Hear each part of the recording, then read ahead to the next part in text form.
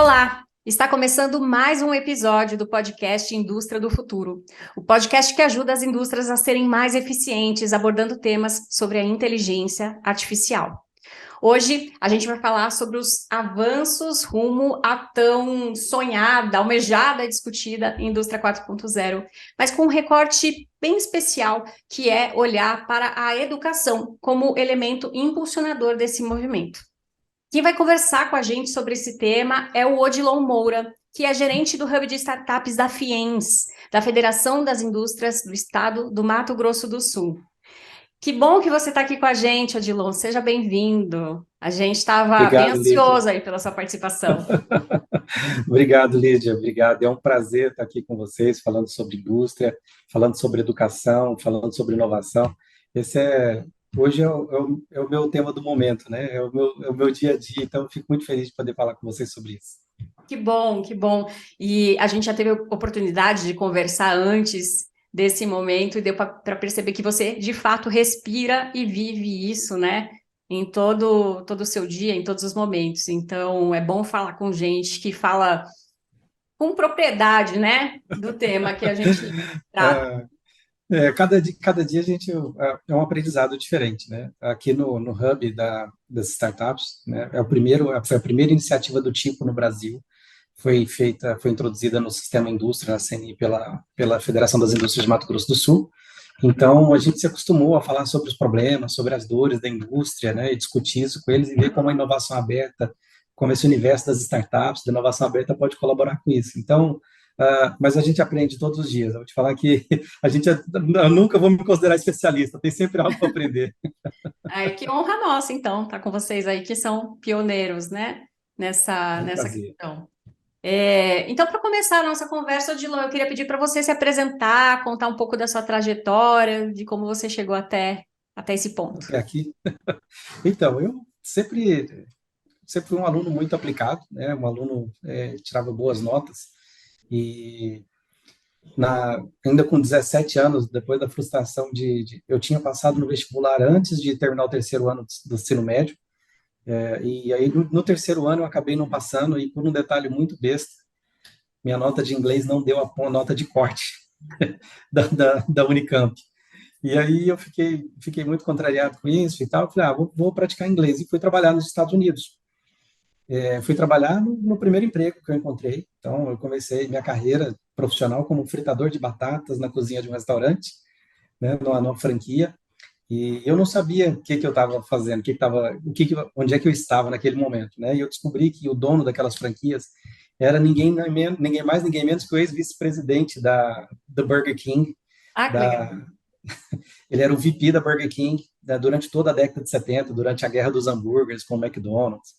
Existe uma lenda que até o escritório dele, o McDonald's grampeou para obter direito industrial.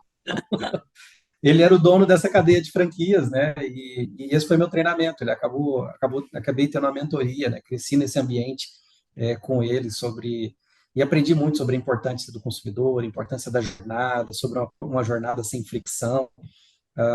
Fiquei nos Estados Unidos por um bom tempo e voltei em 2005, 2006, num momento trágico para minha família, foi quando a gente perdeu meu pai, mas foi logo quando a Burger King resolveu entrar no Brasil, então eu acabei trabalhando na implantação da BK aqui no Brasil. E eu brinco com todo mundo, né? Que lá na BK eu aprendi, lá nos Estados Unidos eu aprendi os princípios, que eu aprendi a improvisar, a como implantar isso, né? E quão difícil é, porque você chega num ambiente em que todas as normas, todos os processos estão implantados, seguir aquilo é difícil, mas é factível, né?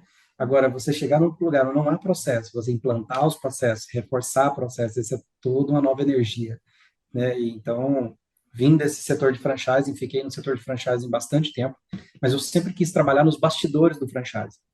E depois da minha saída da BK, eu trabalhei com construção civil, fui empreender, abri consultora, prestadora de serviço.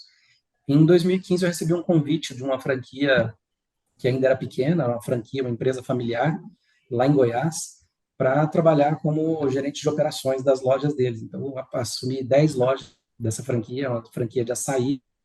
As coisas eram bem bonitinhas, bem organizadas, né? E ele me interessou, falou, olha, isso aqui parece mostrar, isso aqui tem potencial. E quando eu entrei para dentro da franquia, eu vi que ainda havia muita coisa para lapidar, muita coisa do meu mundo de BK não estava pronto, né? Do mundo da construção civil, que depois eu aprendi, dos projetos de design, e comecei a trabalhar na franquia. Então, nessas franquias, mais pelos bastidores, talvez, não na operação, né? E aí eu virei o representante internacional, né? Depois de fazer o projeto de remodelação das unidades da segunda geração da franquia aqui no Brasil, eu fui trabalhar no projeto de internacionalização dessas lojas. E aí eu achei que eu ia fazer só um projeto, né? Ia fazer só um projeto um projetinho de uma loja nos Estados Unidos. Não. Eu tive que planejar toda a cadeia logística, todo o plano de negócio, rede de fornecedores, licenças, até rotulagem do produto que ia ser enviado, que ia ser exportado, eu tive de aprender, tive de trabalhar. Então, por isso que eu falo que eu gosto muito de aprender, porque esses desafios, se você não... E fiquei lá por 5 anos, até 2020, no início da pandemia, antes de vir aqui para a Fiemes.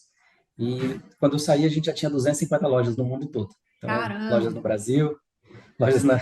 A gente saiu de uma pequena rede de franquias familiar para uma rede multinacional, né, que está atuando em vários países. E hoje a gente já tinha uma linha de produtos, que também foi um projeto que startou a partir do departamento de exportação, então uma linha de varejo que hoje está nos supermercados, etc. Então foi um projeto bem bacana, bem legal, 5 anos envolvido. E isso me deu a oportunidade de relacionar com esse mundo que estava mudando, né? E então as primeiras interações do mercado de varejo com o mercado de alimentação, as mudanças do hábito de consumo, as pessoas consumindo por aplicativo, qual o impacto disso para o dono do restaurante. Eu trabalhei muito intimamente com o pessoal dos aplicativos, com o pessoal dos sistemas de restaurante, da cadeia de logística, e o pessoal descobriu isso aí e falou: vem cá, nós temos um desafio para você aqui em Mato Grosso do Sul. E foi quando eu vim para assumir o hub de inovação aqui da startup, em 2020. Né? Então, é uma carreira longa, né? Eu não pareço, mas eu tenho 40 anos de idade. Não E, parece mesmo. então, mas eu tenho 40 anos de idade e é uma carreira que começou aos 17, fritando batatas, aprendendo inglês, né? E veio culminar aqui no primeiro hub de inovação da indústria no Brasil. Incrível trajetória. E, e imagino todo o conhecimento, né, que você consegue aplicar hoje aí no Hub. E aí conta pra gente, né, falando aí em um hub de inovação que foi inovador entre as federações, como é que funciona na prática? Como é que vocês conseguem gerar valor para a indústria a partir desse viés? Eu acho que é muito importante a gente ter propósito, né, Lídia? Então, quando o presidente Sérgio, e eu acho que essa é uma visão dele, é um mérito dele, o presidente é um homem que ele está bem à frente do tempo dele. Então, da maneira dele, ele enxergou que havia necessidade da indústria começar a se relacionar com startups, e foi logo depois eu cheguei no projeto, e ele me falou uma coisa que ficou comigo, ele falou assim: olha, eu estou te trazendo aqui para você resolver o problema da indústria. Você precisa resolver o problema da indústria pelas startups. E essa era uma missão muito árdua, né? Essa é uma missão muito abrangente. Então, eu sentei a cabeça na prancheta, né? Comecei a desenhar uma operação e fiquei imaginando como que eu poderia fazer isso. Cara, como é que eu vou conseguir trazer essa vontade, né? Essa visão do presidente de resolver o problema da indústria para o sistema? E eu percebi que eu não tinha todas as respostas e não iria ter. Não adiantava eu montar uma equipe gigante num departamento só e uma hora ia aparecer um problema para o qual eu não tinha solução. Então, a melhor maneira de fazer isso era se a gente se posicionasse, ao invés de provedor de todas as soluções ou detentor de todo o saber, como mediador desse saber. E aí foi onde surgiu a ideia do Hub, né? De a gente monitorar as frentes de inovação, as várias oportunidades de inovação através das startups e conectar isso com a indústria, com as necessidades, com aquilo que a indústria, com as dores que a indústria já vem levantando e que a gente vem mapeando.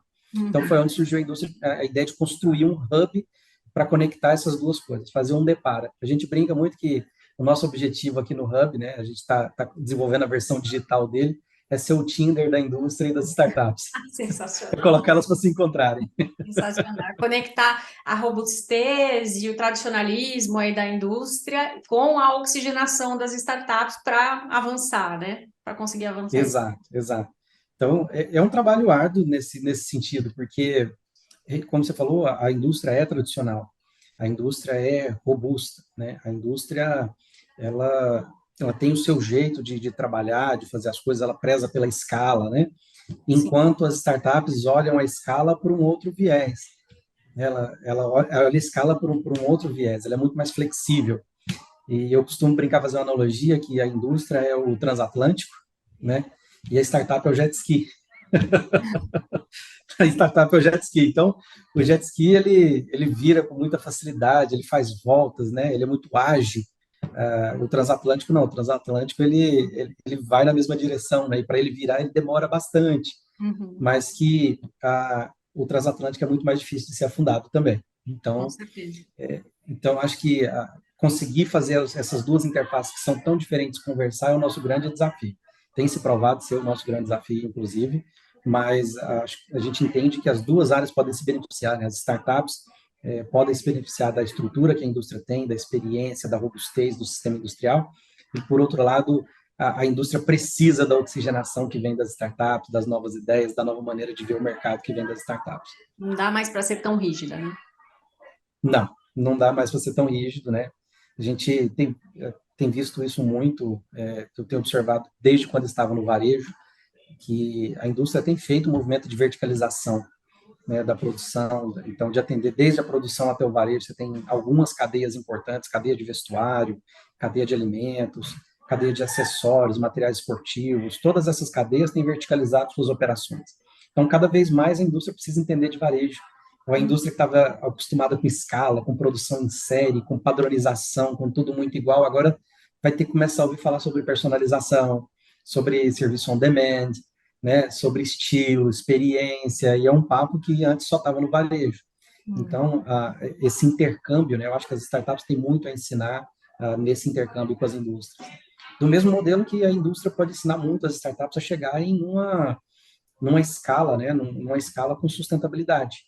Então, por acaso, eu já vinha falando isso há algum tempo, desde quando eu assumi aqui o Hub, né, a gente sentava para conversar, inclusive com alguns amigos aí de São Paulo. O pessoal fala, não, é só fazer a próxima chamada de investimento, né? Só fazer a próxima chamada, faz a próxima chamada, faz a próxima chamada. Falo, gente, mas não é bem assim. Uma hora a conta vai chegar. Não, mas no ramo de startups é assim. No ramo de startups você faz a próxima chamada, o negócio é escalar, é ter público. Falei, mas uma hora a conta tem que fechar. Né? E o pessoal não entendia muito bem isso. Por quê? Porque essa é a cabeça da indústria, né? A cabeça da indústria enxerga isso assim. Então, e a gente está vendo isso, os fundos de investimentos têm pedido cada vez mais estrutura, têm pedido cada vez mais ação de resultado, cada vez mais profissionalismo na governança, né, para poder fazer seus aportes. Então, acho que o segmento de startup tem muito a aprender com a indústria nesse aspecto, É, né, do mesmo jeito que ela tem ensinado o ponto de vista de agilidade e de escalabilidade. claro. E você falou de propósito, né? Uhum. Qual que é o propósito hoje da Fiendes ou mesmo do Hub? O propósito do Hub é conectar, né? O propósito do Hub é conectar as pessoas, conectar a indústria às suas soluções, é conectar as pessoas à indústria também. E muito, como nós fazemos parte do SESI, né? E o SESI é uma entidade de pessoas. Então, que é ligada, foi feita para cuidar das pessoas, inclusive. Então, um dos objetivos nossos é esse, para que a indústria tenha sucesso por trás da indústria, né? Para que a indústria esteja de pé, ou para que qualquer negócio esteja de pé, nós precisamos que as pessoas estejam de pé. Nós temos ali pessoas trabalhando, nós temos pessoas que sustentam aquela casa e que são e que dão o grande e que dão o grande que dão vida àquilo, né? Sim. Eu brinco muito que a gente é muito bom em construir prédio aqui no sistema indústria. Então você vai ver que as casas da indústria são muito boas, estão todas muito bem organizadas, tem uma infraestrutura genial, né? E que agora a gente precisa ficar bom também, né, em construir times, construir pessoas, construir boas ideias, porque sem boas pessoas, sem boas ideias, sem bons projetos, essas casas são só prédios, Claro. né, não vão resolver as coisas. Então, o nosso intuito é cuidar da indústria, é resolver, trazer soluções para a indústria, né, através das pessoas. E por isso a gente tem um foco muito grande em educação. A gente entende que a educação vai ser parte importante desse arcabouço aí, né, de mudança. Sim. Bom, a gente está muito próximo quando a gente fala de propósito, né? Que na iSystems, o nosso propósito é tornar o mundo mais eficiente. Isso passa por tornar a indústria mais eficiente. Aqui a gente foca no avanço da tecnologia, na implantação da inteligência artificial, mas existe algo por trás disso, ainda mais substancioso, que funciona como um pilar mesmo, que é esse tema que a gente está abordando hoje, da educação, né? E aí, aproveitando o teu conhecimento e a posição em que você se encontra agora, né? Esse hub que você lidera, vamos falar um pouco sobre os avanços aí da indústria, em prol, né, da indústria 4.0. O que que você tem visto de movimento? O que que você tem visto de tendência no Brasil ou mesmo fora? E como que a educação Ah, se conecta com isso? é muito importante. Tem uma pesquisa que nós trouxemos agora, fizemos há pouco, na área de capital humano, né? Quando você faz um investimento em um equipamento, para cada dólar colocado nesse equipamento de tecnologia, você tem um retorno geralmente de 1 para 10. Né? E quando você faz um investimento na capacitação de gente, de pessoas, né? Cada dólar colocado tem um retorno de 1 para 25.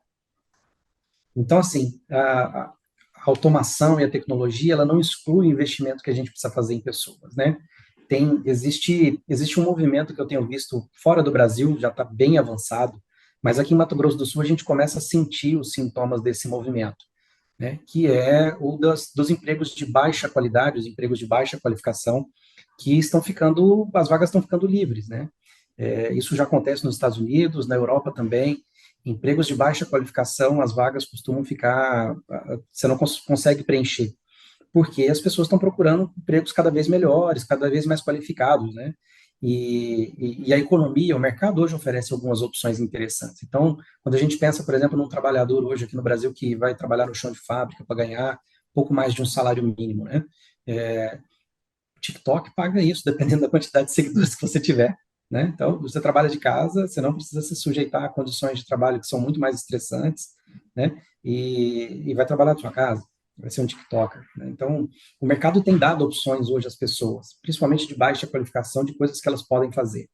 E aí eu acho que cresce o papel do governo, com certeza, mas também da iniciativa privada, em capacitar pessoas para ocuparem as posições melhores, né? E aí a gente utilizar a automação, a robótica, principalmente, né? A NVIDIA, inclusive, está fazendo um investimento gigante na parte de robotização, aliada à inteligência artificial. Então, usar isso para preencher essas vagas, né? Então, nos Estados Unidos, eu tenho uma história que eu gosto muito de contar, que é quando eu comecei a frequentar essas feiras internacionais, em 2016, a NRA, que é a principal feira do varejo americano, né, principalmente promovida pela Associação de Restaurantes Americanos, ela trouxe um monte de tecnologias para o contato com o cliente, tecnologias de marketing, né, novas tendências de marketing, etc. Em 2017, no ano seguinte, né, as mesmas tecnologias já estavam lá de uma maneira um pouco diferente. Então, no primeiro ano foi quando foi apresentado o primeiro hambúrguer artificial, né, o primeiro hambúrguer à base de plant-based do mundo, foi o Beyond Burger. E depois, no ano seguinte, o Beyond Burger estava lá, mas já não era só o hambúrguer, a gente já tinha um braço automático, um braço mecânico fazendo o flip dos hambúrgueres na chapa. Então, tinha uma outra empresa que tinha uma espécie de um air fryer pequena, e essa air fryer produzia sushis. E foi muito interessante notar aquilo, né? Quando os analistas e o pessoal que é entendido do mercado foi perguntar por que essas empresas estavam investindo nisso, é porque não existia mão de obra para a cozinha dos restaurantes mais. Uhum. Porque ninguém queria. Tinham vagas abertas há 2, 3 anos que não eram preenchidas. Então, esse espaço estava sendo ocupado pela automação. Então, aquela mística de que a automação vai tomar empregos e etc., não. A automação vai ocupar os espaços que estão sendo deixados, né, pelo ser humano, que estão procurando trabalhos mais qualificados, trabalhos que sejam mais alinhados com as suas expectativas e com com o desenvolvimento que eles estão trazendo, né? Então, aqui é o mesmo caso no Brasil. Então, tenho visto isso em Mato Grosso do Sul, a gente vive uma situação de emprego pleno no estado, né? Hoje, eu acho que o índice de desemprego em Mato Grosso do Sul é na casa dos 3%. A gente tem, acho que os dois maiores investimentos privados do país acontecem em Mato Grosso do Sul hoje. São quase 30 bilhões de reais investidos aqui, pela iniciativa São privada quais? para nós temos duas empresas de celulose, né? A maior planta de celulose do mundo já está em Mato Grosso do Sul e agora a outra maior vai ser construída e uma outra do mesmo tamanho também. Então, a gente tem dois projetos de celulose, cada um de 15 bilhões de reais, sendo desenvolvidos hoje no estado. Então, a gente vive um momento de mão de obra e a indústria reclama disso, né? ela não consegue essas vagas.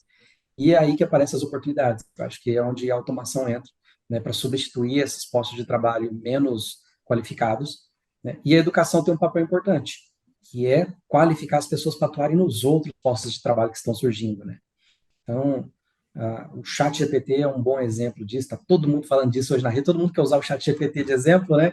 É. Mas Não por a menos. gente, não por menos, né? Com toda a justiça, inclusive, mas o chat GPT é um bom exemplo disso. É uma inteligência artificial que ajuda bastante, é um excelente assessor, né? Mas eu preciso ter alguém que saiba fazer as perguntas certas para o assessor. Então, não, isso não existia. Um treinador de inteligência artificial não existia antes, agora vai existir uma nova posição, uma nova profissão.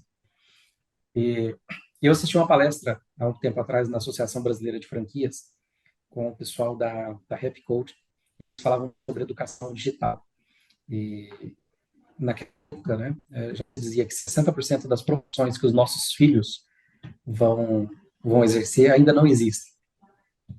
Então, a gente tem que entender que as ferramentas que nós estamos colocando na mão das pessoas hoje, precisa atender elas pelos próximos 20, 30 anos. Né? Se a gente prepara elas só para o que existe agora, a gente realmente não está preparando para o futuro, está preparando só para o agora. Então, esse é um aspecto importante da educação. Você falou, deu esses exemplos, né, de avanço, de automação e de os trabalhos mais braçais, vamos dizer assim, né, estarem, eu vou colocar entre aspas, porque eu realmente não vejo isso como algo negativo, perdendo espaço para isso, e aí eu consigo facilmente fazer uma analogia, puxando a sardinha para o lado da iSystems, com o Leaf, que é a nossa solução de inteligência artificial que gera um controle inteligente dos processos. Não é incomum a gente escutar relatos de indústrias que dizem que depois que a gente conseguiu implantar o Leaf, os operadores conseguem ter mais tempo para atuar de uma forma mais estratégica ou mesmo de descansar em paz, sem estar preocupado ali com o processo em si acontecendo. Então, a gente gera mais qualidade de vida e a gente impulsiona, é uma coisa que retroalimenta a outra, né? O avanço tecnológico que impulsiona a evolução do conhecimento. E aí entra a educação e aí entra esse papel tão relevante que vocês têm hoje de abraçar essa necessidade que vai se fazendo cada vez maior de investir no conhecimento de quem outrora estaria ocupando esses trabalhos menos Qualificado. estratégicos, né, menos analíticos, mais braçais mesmo, né? Como é que funciona isso? Como é que você tem visto essa evolução? Eu acho que começa, toda inovação, a gente precisa, é importante desmistificar, né? É a inovação da invenção. A invenção tem a ver com criatividade, a invenção tem a ver com criar coisas novas. A inovação tem a ver com a adoção desses sistemas. Então, você pode ter algo que é muito criativo, né, que é muito inventivo, mas que não é necessariamente uma inovação, porque ele não foi adotado por ninguém, porque ele não é no gosto do usuário, né? Então, esse é um aspecto muito importante. E aí a gente precisa preparar as pessoas, inclusive, para aceitar essas coisas novas, né? Então, aqui a gente foi por agora soltando um curso de alfabetização digital, justamente para essas posições de mais baixa qualificação na indústria. Alfabetização digital, de todos os meios digitais. Porque a gente entende que assim a gente está entregando ferramentas para esse colaborador, para esse trabalhador da indústria, né, que vão poder catapultar ele para o próximo nível, que vão poder capacitar ele a interagir com novos sistemas que vão deixar o trabalho dele braçal mais fácil, mas vão exigir dele um trabalho criativo maior, né? Eu acho que um aspecto importante, a gente fala muito, o mercado fala muito disso, né? Pensar no cliente, pensar no cliente, pensar no cliente, e isso não é muito tátil para quem está o dia a dia da produção, para quem está dentro do ciclo produtivo. Eu estou preocupado com o processo, com entregar aquele item, com entregar aquele lote, né? Essa é a minha preocupação, não é muito bem ver o que o cliente está pensando, o que é melhor para o cliente, isso tem alguém pensando lá na frente. Então, eu acho que quando a gente automatiza, quando a gente faz a automatização do processo industrial, a gente permite que, inclusive, essas cadeias comecem a pensar mais no cliente, comecem a pensar mais se aquilo faz sentido ou não faz sentido para o cliente. E usando a metodologia aqui, o SESI tem uma metodologia de Scrum muito legal, que ele adaptou ela à indústria, né? Que chama SESI Go Lab, e é a metodologia que a gente utiliza para desenvolver os nossos trabalhos aqui com a indústria. Não é incomum para nós encontrarmos, né, quando a gente traz os vários níveis da administração, os vários níveis da gestão, alguém vem do chão e traz uma solução que é, sabe, muito mais simples, muito mais prática, né? Por quê? Porque teve tempo para pensar naquilo, ele teve tempo para se ocupar, naquele pouco tempo do Scrum, ele teve tempo para pensar na atividade fina, por que que ele está lá naquela linha de produção. E às vezes a resposta dele é até mais assertiva, né? É até mais assertiva. Tem uma história da engenharia da fábrica de pasta de dente, eu não sei se você já ouviu, mas ela é um retrato disso, e a gente vê isso muito no Scrum, né? E como a sabedoria do chão de fábrica, quando ela é estimulada, quando esse conhecimento é estimulado, como ele pode beneficiar o negócio, né? Como ele pode trazer ganhos para o negócio. E essa história diz o seguinte, diz que eles tinham um problema muito grande na linha de produção de pastas de dente, que às vezes a máquina deixava, né, errava, e não colocava o tubo de pasta de dente dentro da caixa, e lacrava a caixa. Então eles faziam os embrulhos, e toda vez que a caixa era embrulhada, era para ter 12 unidades, e ia 11, e aí eles tinham reclamações do cliente. Para resolver isso, chamaram um grupo de engenheiros, né? E o grupo de engenheiros foi lá e implantou uma balança digital no final da linha, e essa balança custou 4,5 milhões para fazer o MVP, né? E aí, quando a caixa passava, ela pesava a caixa, se a caixa não desse o peso, não tivesse dentro do limite, a linha parava e alguém ia lá e removia aquela pasta de dente, aquela caixa vazia, né, de pasta de dente. E aí, nos primeiros 3 meses, deu um trabalho danado para fazer a implantação daquilo, né? E o pessoal apertando, e a produção caiu, o nível de qualidade de serviço caiu, porque toda hora a máquina parava. E aí, 3 meses depois, os níveis de produção subiram drasticamente, a linha passou a funcionar o tempo todo. O dono da fábrica, o diretor, foi lá e falou: "Eu preciso ver esse sistema funcionando, porque realmente, depois da crise de implantação deu tudo certo." E aí ele chega lá na fábrica e pergunta para o supervisor do setor, né, uma pessoa que nem tem nem curso superior, não tem nem ensino médio completo, quase, fala: "Olha, então, eu queria que você falasse como é que é o novo sistema, como é que o novo sistema ajudou."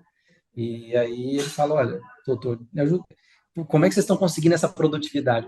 Está conseguindo porque a gente desligou o sistema, e o João ali foi lá nas Casas Bahia, comprou um ventilador, colocou aqui do lado da esteira, e aí quando a caixa passa sem nenhuma tubo dentro, ele automaticamente joga a caixa fora da esteira. Então a gente parou de ter esse problema aqui com o ventilador de R$ 40 lá da Casas Bahia.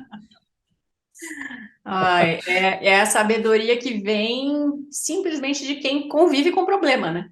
De quem não simplesmente Exatamente. visita o problema, mas convive com ele, né? Exatamente. Então, e a gente tem experimentado usando a metodologia, né? Então, a metodologia tem seu lugar, a tecnologia tem seu lugar, mas utilizando isso e dando tempo para o chão de fábrica pensar realmente no propósito dele dentro da cadeia, a gente consegue soluções assim, a gente consegue chegar nos touching points, nos problemas onde que realmente fazem a diferença dentro da cadeia, sabe? Com certeza. E vocês que estão aí na frente da inovação, acho que é importante a gente usar esse espaço aqui para desmistificar a relação direta que comumente fazem entre inovação e tecnologia. Não é bem assim, né? Não precisa ser. Exatamente, exatamente. Inovação tem a ver com um modo de pensar, né? E nisso a educação faz muita diferença, ela faz parte desse processo. Para que as pessoas. A inovação só acontece quando as pessoas adotam a minha tecnologia, ou a tecnologia que eu desenvolvi. A inovação só vai acontecer quando as pessoas efetivamente utilizarem ela. Então, se eu tenho uma coisa que é muito criativa, muito tecnológica, ela vai ser mais um apetite tecnológico.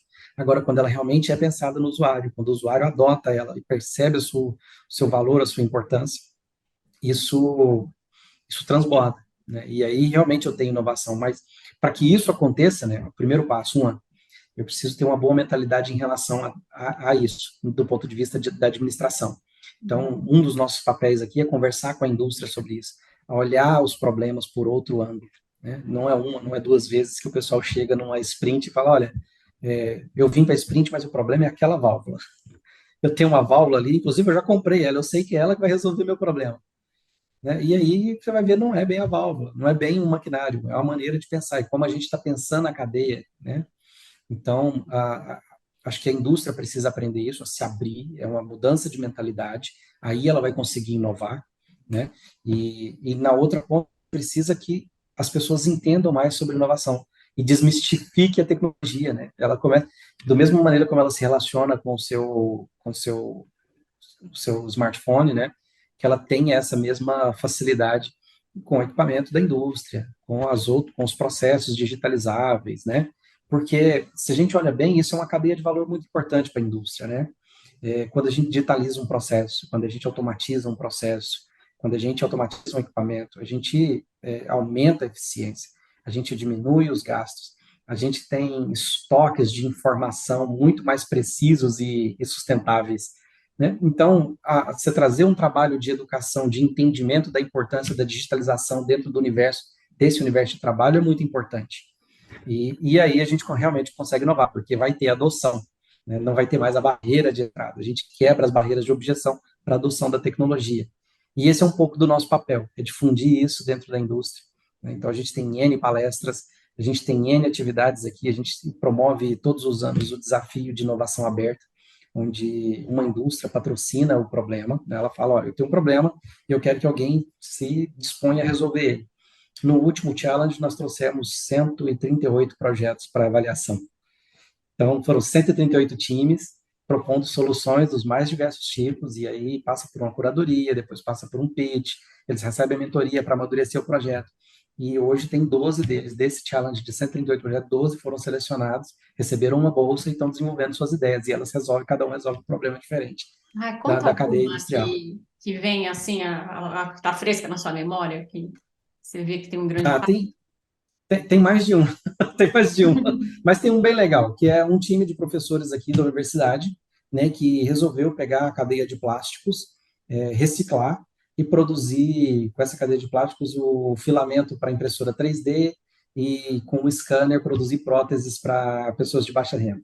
Olha que Então, legal. o que ia virar lixo na indústria vai virar próteses, vai virar, enfim, vai virar próteses para as pessoas, né? Então, o custo disso é muito baixo, é a indústria trabalhando no seu E, né, de environment do ESG, trabalhando na letra E do ESG.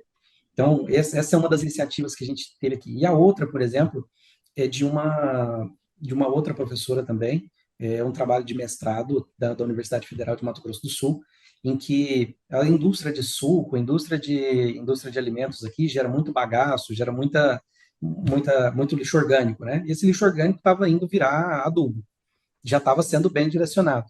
Mas ela queria dar um destino mais nobre para isso, e pesquisou a casca de uma frutinha do cerrado aqui que chama guavira, e ela descobriu que tem uma proteína lá que ela tem propriedades de conservante. Então a gente já está testando dentro da indústria de carne embalada a vácuo, né, a adição dessa casca, dessa proteína feita a partir da guavira, daquilo que ia ser jogado fora, para ser um conservante natural, ao invés de conservante químico. Então, são esses tipos de problemas, esses são alguns dos projetos que foram qualificados nesse último desafio, né? Ah, A gente ainda tem corantes, enfim, tem uma série de produtos bio aqui. deve ser muito empolgante, muito satisfatório aí ver todo esse movimento, né, intelectual, todo esse esforço aí para gerar esses valores, né, para a indústria. E você sente, Odilon, que ainda tem muita resistência com relação ao investimento na educação para a indústria? Ou você sente que já tem uma abertura maior? Ainda há muitas chaves a serem viradas? Qual que é a sensação aí? Eu acredito que sim, que a gente ainda tem algumas barreiras a quebrar, né? Como a indústria está muito acostumada com maquinário e etc., geralmente a nossa primeira tendência é pensar nisso. Eu preciso melhorar, eu vou pensar em máquina, equipamento, que é muito importante, que tem todo o seu valor, né? Mas a gente preparar melhor as pessoas que estão dentro do nosso ambiente vai fazer com que a gente seja mais lucrativo, vai fazer com que a gente atenda melhor, que a gente tenha um produto de melhor valor, de maior valor agregado, né? E quando a indústria consegue entender isso, realmente é um salto. Eu acho que esse é o paradigma que a gente precisa quebrar. Algumas indústrias já fazem isso muito bem.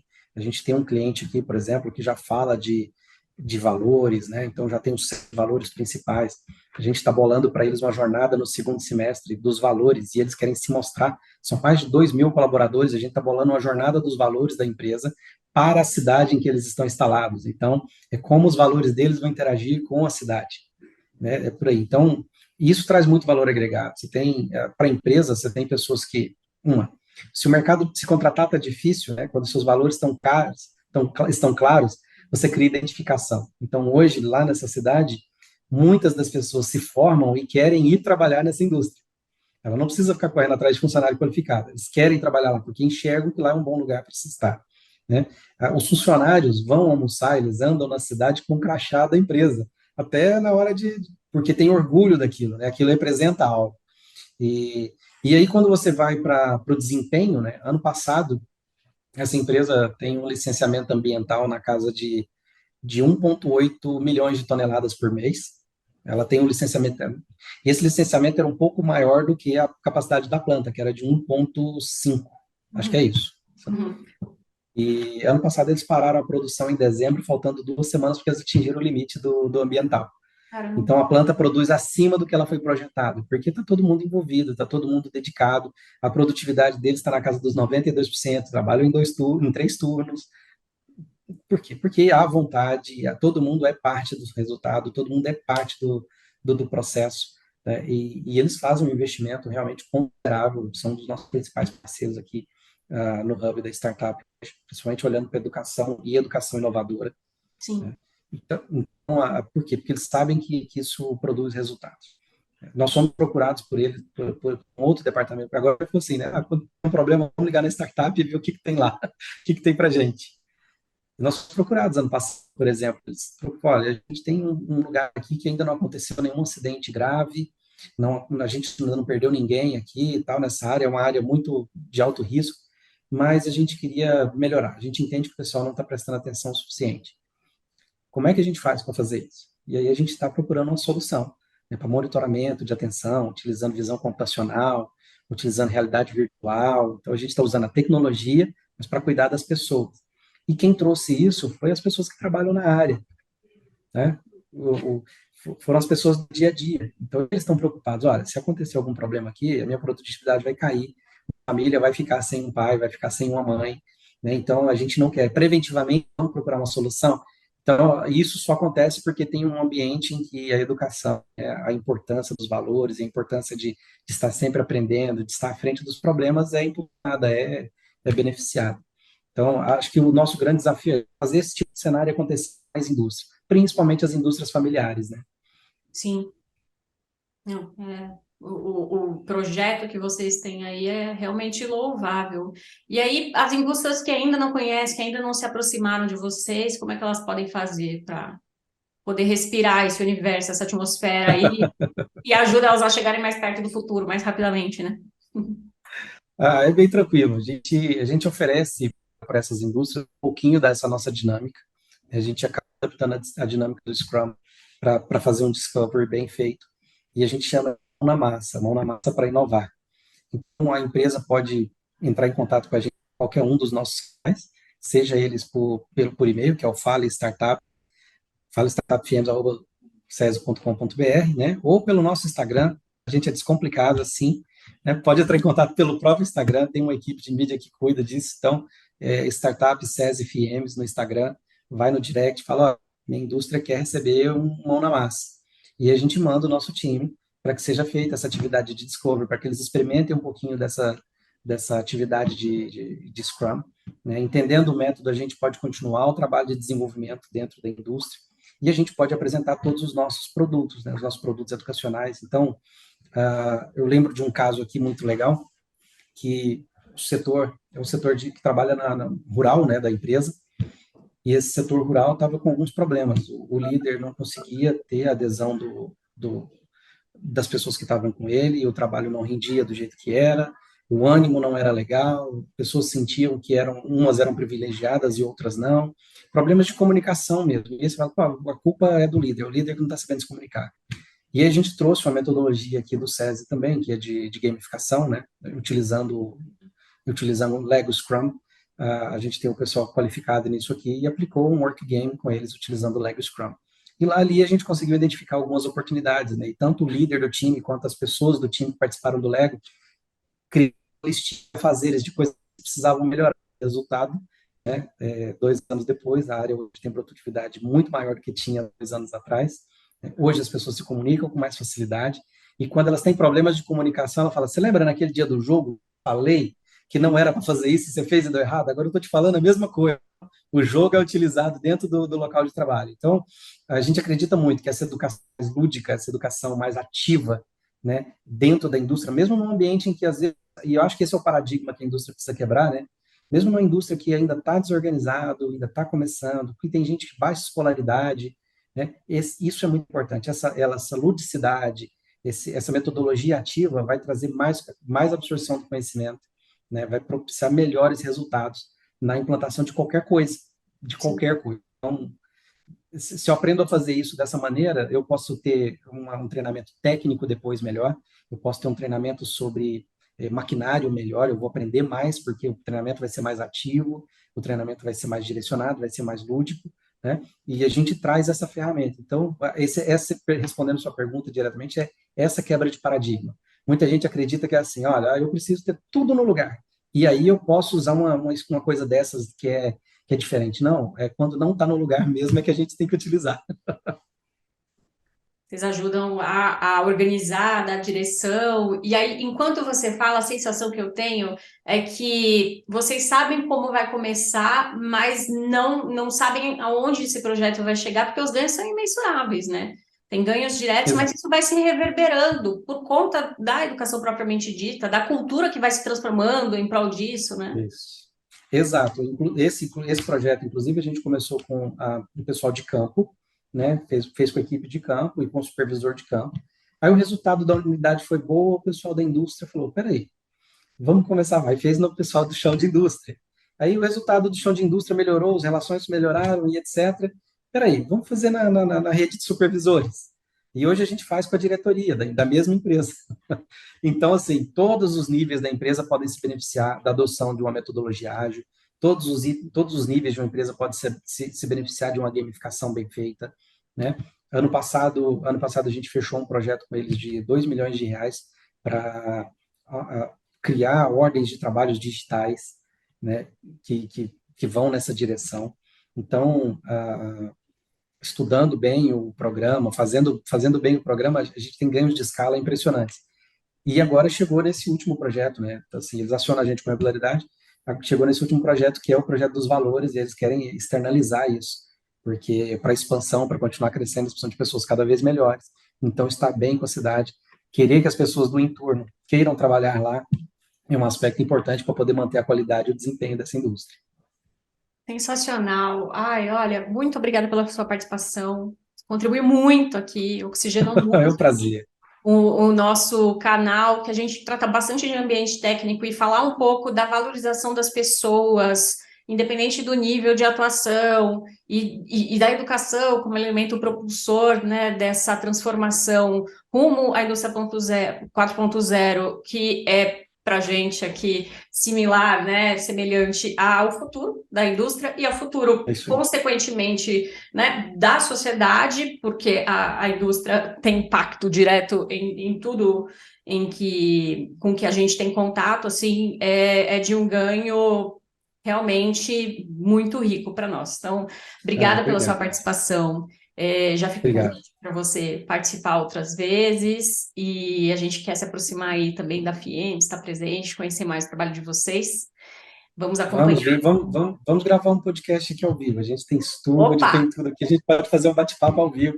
Vai ser um prazer receber vocês. A gente fala Mas, muito que para a indústria 4.0 acontecer, a gente precisa ter um funcionário 4.0, é, né?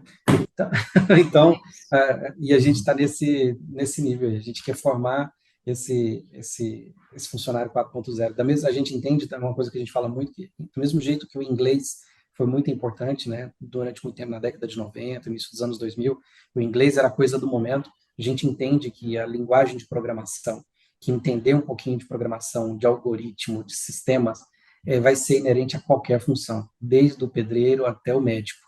né? Então, todos os sistemas vão passar por isso. Então, se a gente tiver pessoas melhores, mais entendidas desse universo, trabalhando nas indústrias, os sistemas que são de automação que são implantados nas indústrias, os maquinários de automação, vão ter desempenho melhores, eles vão ser mais aceitos e a gente vai ter uma indústria muito mais produtiva.